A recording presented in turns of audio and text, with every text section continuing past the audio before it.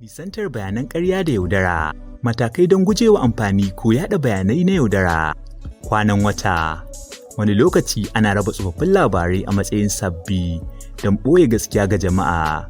Duba kwanan wata da aka saki labarin ko wanda aka wallafa a kafofin yaɗa labarai na iya yin tasiri mai yawa wajen bambance aya da tsakuwa.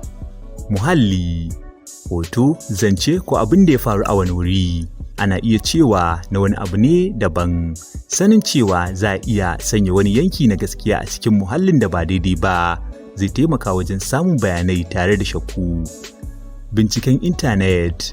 Idan kuna da shakku game da sahihancin rahoton da aka yi ikirari, za a iya kwafin kanin labarin ko sassansa sai a binciko bayanan a Google. Jan hankali. Binciken FactCheckHub ya tabbatar da bayanai da yawa waɗanda aka gano sun samo asali daga shafukan yanar gizo wanda suke wallafa bayanan ɗaukan hankali wanda ake yaɗa su a matsayin gaskiya.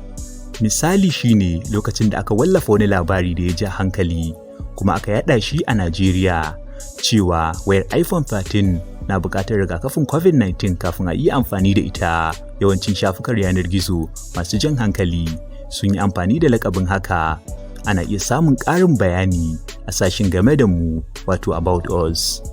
Karanta cikakken labari. Karanta labari baki ɗaya ba wai kawai kanin labari ba. Zai baka cikakken bayani tare da kare ka daga yaɗa labaran ƙarya da yaudara. Ziyarci shafukan binciken gano rahoton gaskiya. Ku ziyarci shafukan yanar gizo masu binciken gaskiya kamar FactCheckHub don tantance bayanai. Binciken gano gaskiya a yanar gizo. Shafuka kamar FactCheckHub sun binciki tabbacin ikirarin rahotanni da yawa ta hanyar amfani da kalmomi masu mahimmanci. Za ku iya binciken bayanai don gano ko an riga an tabbatar da ikirarin da ake tambaya.